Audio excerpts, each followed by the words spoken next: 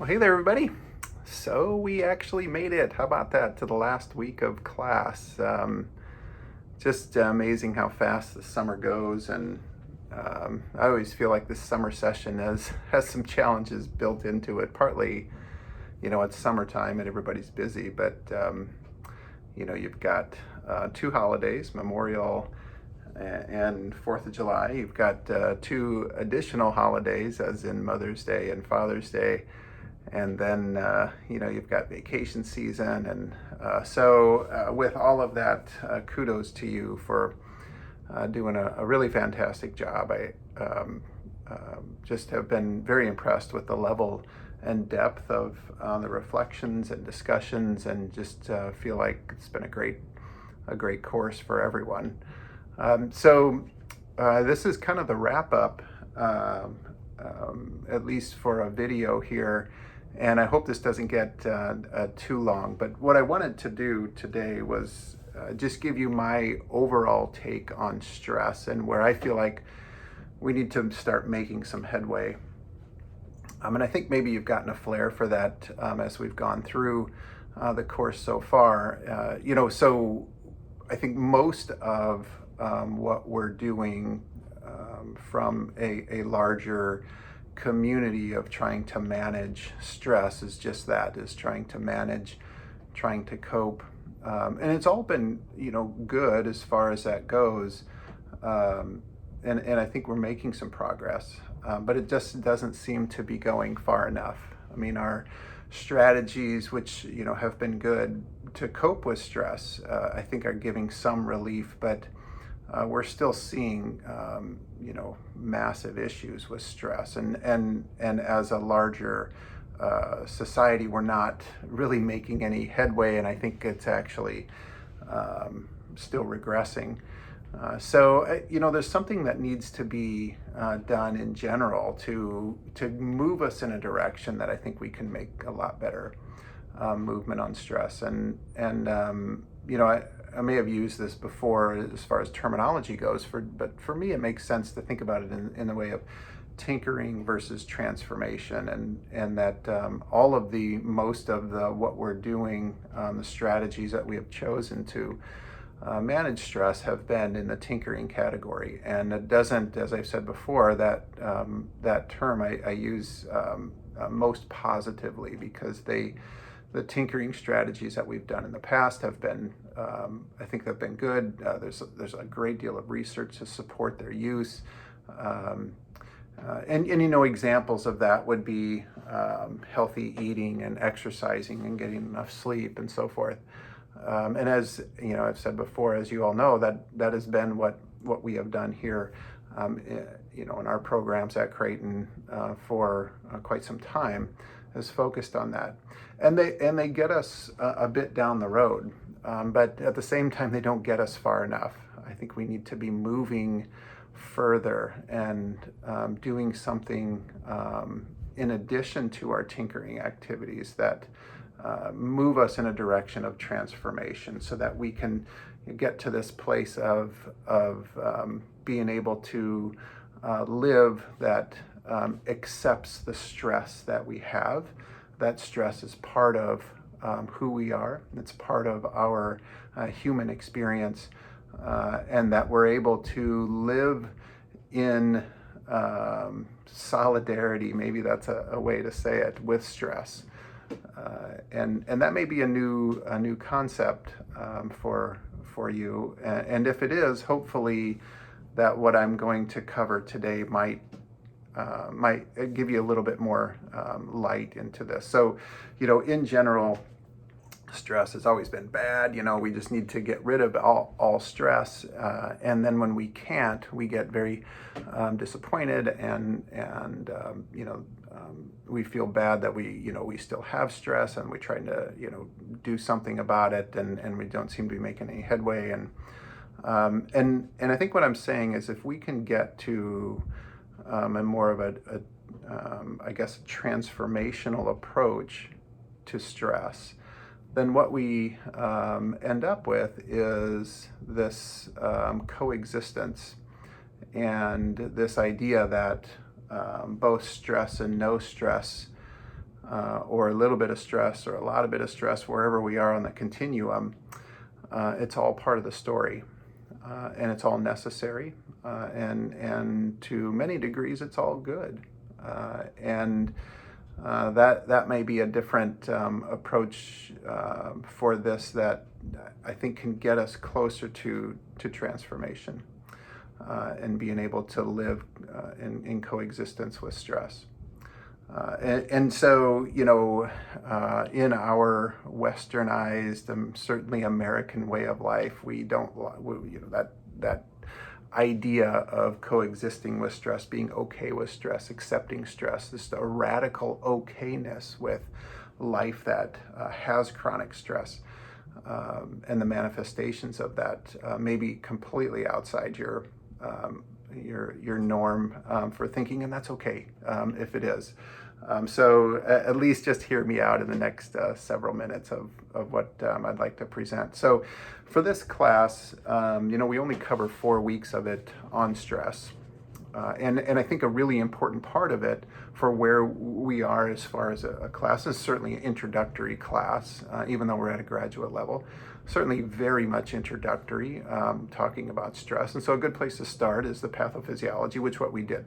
So science seems to be a very good entry point to understand stress, and then using it as a conduit to perhaps open ourselves up to maybe looking at this in a new way, in an expanded way, rather than just saying, okay, here's what I know about stress. It's very science oriented, it's very reductionistic in its thinking, and then so if I can just work within that, those parameters, then I should be able to relieve stress. And that's the model we've used for a long time, and that's our tinkering model. And like I said, it has done some good, but it's not getting us far enough because the prevalence of stress is still expanding and is still growing. And there's something more that we probably need to be looking towards for that. So what I've done in the last probably decade or so is to explore this notion of stress from outside these parameter boxes. And so in 2019, I published a book called Chronically American, and it looked at stress from the side of our American way of life and how our culturally accepted norms really promote this idea of stress and really bind us to a way of life that isn't very freeing, even though, gosh, coincidentally, maybe ironically enough, it's the 3rd of July, and I'm talking maybe about how America isn't quite as free as what we think it might be, because our culture really puts a lot of pressure and stress on us for the norms that we all try to adhere to. And so there's not a great deal of liberation within that. And so Chronically American was a story, not an anti-American story by any means, but just as an explanatory story of saying our culture points us in this direction of chronic stress because of all of these factors. And so that was really the purpose of that, writing that book, is to say, okay, there's something from a structural side that we should be paying attention to in our way of life. And as I was writing that book, I got towards the end and said, this isn't the end. This can't be enough. It can't end here. And I was starting to be to start feeling like there's something more to this story. And so the last chapter is really talked about our radical way forward. Radical as in not crazy or way out there, but radical as in the Latin root radicalis, which is the core, the base, the fundamentalness, the root of it. So our radical way forward would be to getting down to this this idea of being, what is the actual cause of the stress we're feeling. And so, so that sat there for a couple years. I'm like, there's a follow-up to this. I'm not quite sure what it's going to be yet. And so that was sort of, rolling around in my head. And then just this past spring, published the follow-up to it called Posturing Towards Wholeness. And so the subtitle is Our Radical Way Forward to Living Well as Healthcare Professionals. And so I geared this story, if you will, towards healthcare professionals, mostly because of our issues with chronic stress and burnout.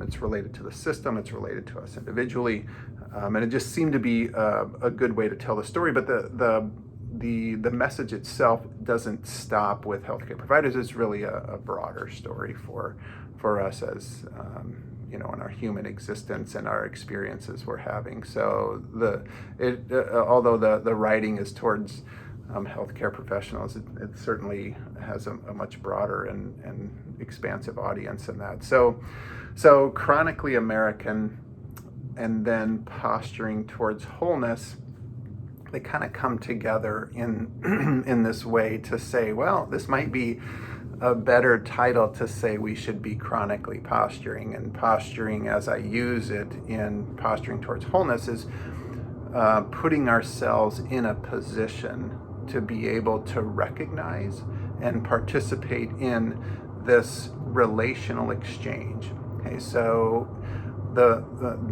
what seems to be at the present moment for me that I more fully understand chronic stress and the human condition that relates from it, is that this is really a story about relationship, and one that I refer to or call in posturing book of relationality, and that is where we have this exchange happening, and this exchange can be, as I've mentioned, I think previously, with other people, but it also can be with nature, it can be with God, it can be with ourselves. And this is where we, offer something from us to, just say, another person. That other person receives it, offers something back, we receive it, and then we go backwards and forwards, in this dance of relational exchange. And this is, I think, this notion of relationality is getting to really the radicalness of our being that has something important to tell us about chronic stress. Because when we're not participating in the relationship, appears to be when we start or really feel stress. And then, of course, as we know, then that manifests into a lot of physiological unfortunate outcomes from a physiology standpoint.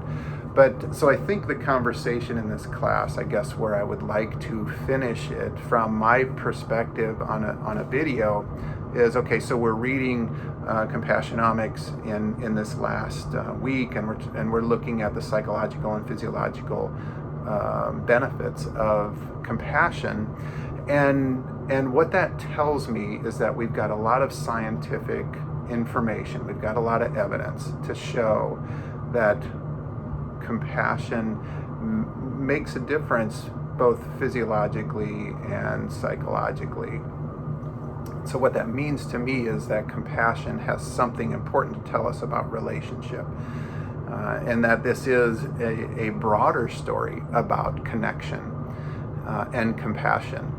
And so this is then, as I write about in the Posturing Towards Wholeness book, is that if we can put ourselves in a position, maybe both literally in that position, but also in other ways also, to start recognizing this exchange, and then even better yet, start participating in the exchange more fully, then I think we can make some headway relative to the idea of stress vis-a-vis having better relationships, better connection, more compassion for others. Okay, so that's I think the overall message. And there is one other important part to this, and that I think this is a two-part story. Along with relationality, there is also intention. And that's the other piece to this, I think, is a really important part of chronic stress is having the genuine or authentic desire to move towards this notion of something more, something good, something other, something larger, something more whole, something more expansive. Maybe that's another person, maybe that's God, maybe that's you, maybe that's nature, maybe it's the whole thing. But this is another important piece is that, okay, we can recognize that there is a relational exchange there. But the other piece of it is this intentionality of moving and moving into that relationship. And those two pieces together seem to tell an important story, at least for me anyway. So as we make our way through looking at both chronically American and posturing towards wholeness together, or chronically posturing, as I should probably put them together and use that language. I think there is this story to say that, okay, we know that stress, looking at this together from a starting point, that stress is massively prevalent in our society, and that particularly looking at healthcare providers, anyone working in healthcare, and certainly many other industries, burnout is a really big issue. Where you've got emotional exhaustion, depersonalization, where you don't even really see people as people, you just are going through the motions, a diminished sense of personal accomplishment. If you're having one of those three symptoms, you're likely down the road of burnout, which is talked about quite a bit in Compassionomics' book.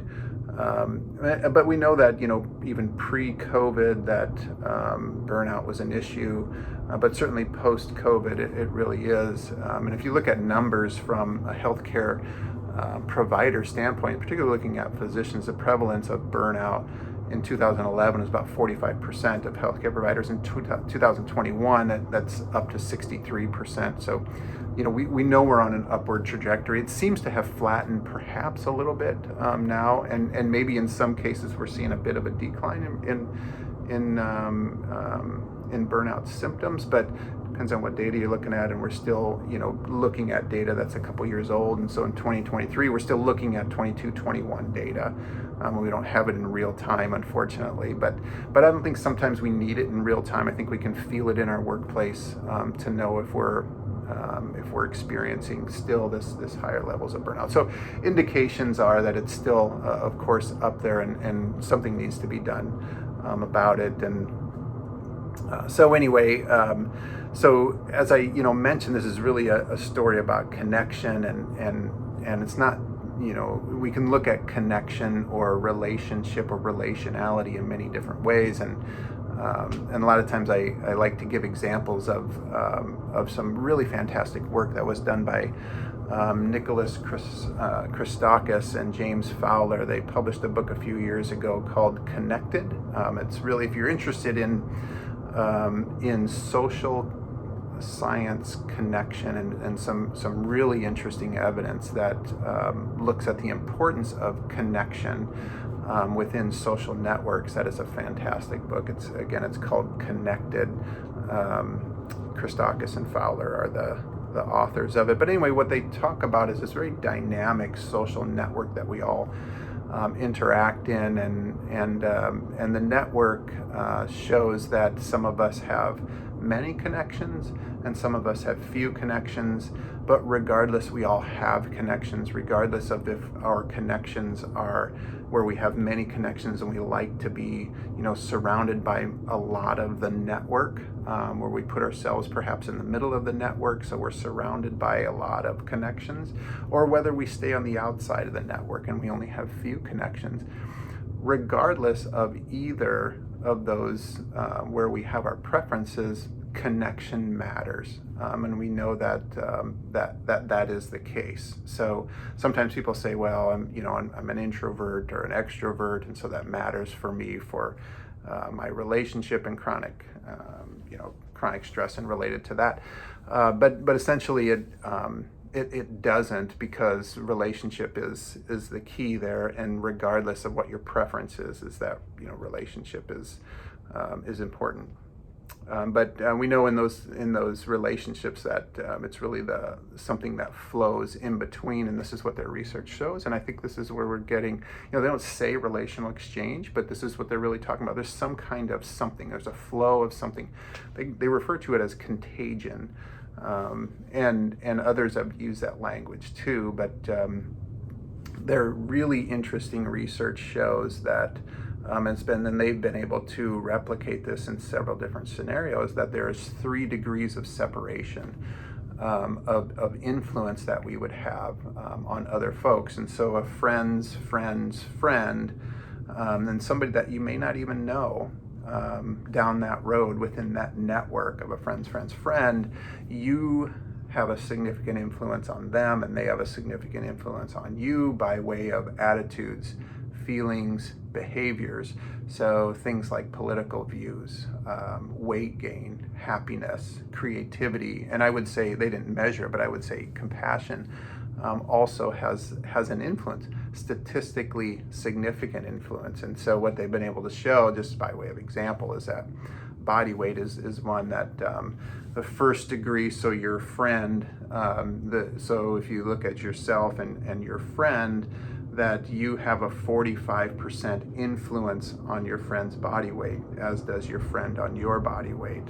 Okay, so that's statistically significant, but it goes another step beyond to a second degree. So your friend's friend, that there's a 25% influence on body weight from that you have to your friend's friend, and also from that person back to you. So 25% is statistically significant still, but it doesn't stop there. It goes one more degree of influence. So your friend's friend's friend, there's a statistical influence on body weight there as well. So out to 10%. So your body weight has a 10% influence on that person, out to 3 degrees, and then also backwards to you.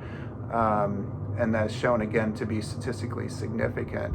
It loses significance beyond out to the 4th degree, but I think that's an interesting story, because even if you don't know that person, you have no idea who they are on the planet Earth. They could not even live in the same town. They could not even live in the same country. It doesn't matter, but that person has an influence on your body weight through the connection story. And so there's examples that they give, that they've done in studies of weight gain, happiness, as I said, political influence, of attitude, of doing certain behaviors like altruism, that have shown to be statistically significant out to 3 degrees of separation. So that tells us a connection story that we probably should pay attention to. And so I think there's something that, to this larger idea of relationship and relationality, and how there is a flow that takes place that we probably aren't particularly aware of. There's other places to look at this connection story relative to scientific evidence. Harvard has done a study that has been going on since 1938, where they initially asked this question: what makes a good life? Without going into all of the details, because this is absolutely fascinating, because they've got, as you would imagine, a mountain of evidence, because they're going, on descendants of the original people who were in the study. So of studying behaviors and influences in all kinds of ways for the past over 80 years. And with all of the evidence there in this, what they call the Harvard study of adult development, what they've concluded is that the one single most crucial factor for what makes a good life, above and beyond anything else, is relationship. And I think there's something great to there, because sometimes we need the science to show us something that we already know. I always tell them, in other settings, how do you know that your mom loves you? You need scientific evidence to know that. Do you need to actually rationally think through it in your head? I would argue I don't think we do, and perhaps you would agree. So how do you know something? It's not just in your head. It's not just with your rational thinking mind. We know things in ways other than through our head, and this is one of those. Is this idea of relationship? But sometimes we need the scientific evidence to say, oh yeah, okay, that makes sense, and I can believe it now that my mom loves me, which sounds completely ridiculous to say out loud. But there's other stories about, relationship, I think, that we should be paying attention to. So we just talked about, the data from Christakis and Fowler, but looking towards nature, there's all kinds of examples that tell us a story about relationship. If we look at a cell, so let's just look at biology. It's something we all studied very early in our, academic careers as grade schoolers. But the cell contains a nucleus. The nucleus contains a chromosome, and inside the chromosome is our DNA. Okay, and so we have millions and millions of cells that make up our person, and our physicalness. And with each in each of those cells is our DNA, the coding that makes us who we are. And so there's a connection story there that biology tells us repeatedly. There's patterns on patterns about connection, and this is one of them, that everything that makes the essence of who you are, at least from a physical standpoint, is contained in this tiny little chromosome that has our DNA. And so everything is already built in. And then moves us forward to say, that's why my hair is gray, or that's why it doesn't have any there, or that's why my voice is the way it is, or I have to wear glasses, or and so forth. So there's a connection story there that's housed within our own physical selves, as if we just look at ourselves as a unit that we can kind of look towards. But if you go beyond that, there's looking towards further in nature, where you look at an oak tree, and everything that's contained in that massive oak tree was already there in that little acorn, and it just needed the right type of nurturing to be able to grow into that. And so this is a nature nurture story on both ends there, that there's some type of connection. It's already contained in that acorn, but at the same time, that acorn needs some kind of nurturing in order to grow into that great big oak tree. And so there's a connection both outside with the inside, and nature tells us this over and over. There's other connection stories that we could point to, but once you see the pattern of connection that is all around us, then I think it's hard for us to unsee it relative to our connection with each other, and that there is some sort of relationship story that we should be paying attention to. So then getting back to this idea of relationality, or this relational exchange, what are we giving away towards the other? And this might be towards another person, this might be towards nature, because too much to get into today, but we significantly contribute to the natural world in giving something away to the natural world, as in to the atmosphere, to the trees, to the grass, to the birds, to the animals, that we don't particularly even realize. And we're just starting to understand that there's something we're giving out, and at the same time there's something we're receiving as well. And as I may have mentioned before, it's really hard to stand at the shore of an ocean and not be in awe of the massiveness. You're receiving something, or to look at the stars and feel the same. There's something you're receiving in that, but there's also something that we unknowingly, I think most of the time, at least not consciously aware, that we're giving up something also to that. And there's some interesting data, just completely side point, that one of the thoughts of our struggles with climate change, with the natural world evolving, of course, has been our behaviors and pollution, but also there's something else, that the real stress that our collective society feels is also having a burden on our natural world as well, in what we are giving out to the natural world. That's a conversation that's on a different space, and maybe too much for this particular class, but there is something there. There's a collective energy that we know we can measure. It has been measured and continues to be measured, that we see and feel when large events happen. So when major wars break out, there's a collective energy change that can be measurable, that has an effect on society, but we're just starting to realize it has effect on the natural world as well. But there's also, like say, this, a classic example of this was on 9/11, when the world felt a collective sadness, but then at the same time there was a collective, in the days following, this collective unity too. So the energy patterns that were being measured changed from on that day to something very positive. And so there was this collectiveness that was being emitted, this energy from Americans as a whole, and really most of the world who united with the people of the United States during that time. We're really feeling this collective energy of moving forward in some new and important way.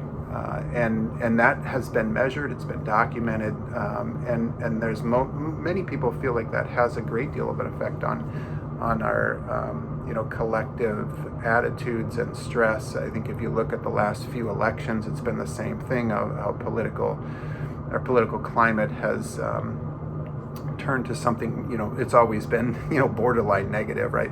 But it's been, a little more so in the last couple of elections, and that also has had this collective energy change that has had an effect on our physical health, but also the health of the natural world around us. Already more than what I wanted to explain about that, but it's a fascinating comment that I think, or commentary, I think, that tells us something about our relationality. It tells us something about our connectedness, and it tells us something that we should be paying attention to, something larger, transcending beyond us into something that's more than just our individual selves, and that if I just eat right and exercise, which is important, and it is, to do those things for myself, because if I'm not feeling well, then I'm not participating as well, and my energy level isn't where it should be, the waves that I'm giving off. Anyway, but it goes beyond that. We need to be paying attention to something that goes beyond ourselves. It's transcending larger than ourselves. So it's a both and conversation. This isn't where you say, okay, I don't need to exercise anymore. I don't need to, get enough sleep or to eat right. But because you do, because my argument in that conversation is that tinkering activities puts you in a position that can move you towards transformation because of the positivity that we're getting from that. I think if we look beyond, I'm getting a little off track, but if we get beyond this, just looking at what exercise does for our blood pressure, or eating right does for our mood, that we can see something, a larger story that we should be paying attention to, and how all of this is included and all of it matters. It's not just doing this and worrying about yourself during this. This is a social collective story that if we can get people to move in this direction of doing these tinkering activities, these lifestyle medicine activities, then we know we're in a better place to move us towards transformation. But we can't stop with the lifestyle medicine and just say our blood pressure is good, or our body weight is okay, or that my stress scale is where it should be. We need to start looking beyond that. And so this is where relationality comes into play. And so we read all of this about compassion and compassionate care in the Compassionomics book, and we know how important it is, and that it in fact can be, as the authors say, an antidote to burnout. And why is that? Well, my argument is that it's because we're engaging in the relational exchange. We are consciously aware and in having an intention to move towards another individual for the purposes of a relational exchange. And that is what I would thinking is getting us closer to the secret sauce, and understanding what this means for what well-being, in perhaps the truest sense of the word, may mean there. And so, I think the authors, Teresiak and Mazzarelli, do a nice job of presenting the data, and their role is absolutely critical in what they're doing. And they have a follow-up book. I just happen to have it sitting here, called The Wonder Drug, to this, that's written for more lay people, but it's basically the same information. And so they do a great job with presenting the data, but they don't take that to what it means. And what it, in my current thinking, I hope I'm getting in the ballpark of moving this forward, is that this is a story about relationship and relationality and getting to the essence of who we are as human beings, both physically, mentally, emotionally, and certainly spiritually. And I think this is the larger story about compassion, and that's the reason I wanted you to read the book, is so you can see that there's scientific evidence that at least opens the door for us to start a conversation about asking the question why. And so, when we have our discussion sessions or discussion posts for this course, and I'm always kind of getting at, okay, what's the big question? Not of, and this isn't bad or being derogatory, but what's, when people ask, what's your opinion about in these discussion boards, or what has been your experience? Those are good questions, but what we should be asking is something like this right now, is to say, compassion seems to matter for health. Why? That's a big question, right? And so this is where we get to this next level of why. And so, maybe in that conversation, what I'm thinking is that there's something there for the relational exchange. And so that comes down to, why are we talking about this today? Why do I want to, finish the class presenting this information to you? But it's, now it becomes if this is part of the why, how then do we put ourselves in a position? How do we posture towards wholeness? And now this topic gets beyond what this course is, but certainly needs to be discussed, because this is, if this were not an introductory course, we'd be diving into this next piece of it, and this is the I think the real critical piece. After we start seeing the connections and recognizing the patterns that exist everywhere relative to this notion of relationality as being a key component of our health, that we get to the how part, and this is our the conversation that moves into contemplation. And so, what we've talked about, is in this chronically posturing, I think, is connection as an explanation for compassion. But now this is about contemplation, and this gets to our Jesuit Ignatian roots, and so many others relative to religion and spirituality. This isn't a conversation about religion, but I think it's important to note that all the great religions, over all of time, it doesn't matter what religious tradition you follow or don't follow, but all of the great religions of the current and the past have talked about the idea of contemplation. And so this is, I think, where this is, you're getting closer to the how piece of this, and that, essentially getting beyond our current thinking of how we understand the world, and moving into a greater sense of transcendence through contemplation, is putting us in ourselves in a position to at least recognize and hopefully participate in the relational exchange. And so, unknowingly, you've probably done a few of these things already in this class, and it's one of the reasons why I wanted you to start meditating, because that can move us in this direction. There are certainly other more in-depth contemplative practices that can also that can move us there. And to be clear, at least in my own understanding, as I understand it now, is meditation is still a tinkering activity. It's the transformation that gets us to where we want to be. But meditation can be a conduit for us to get there, because we are turning off our thinking minds and moving into a space that is calmer and has this sense of stillness.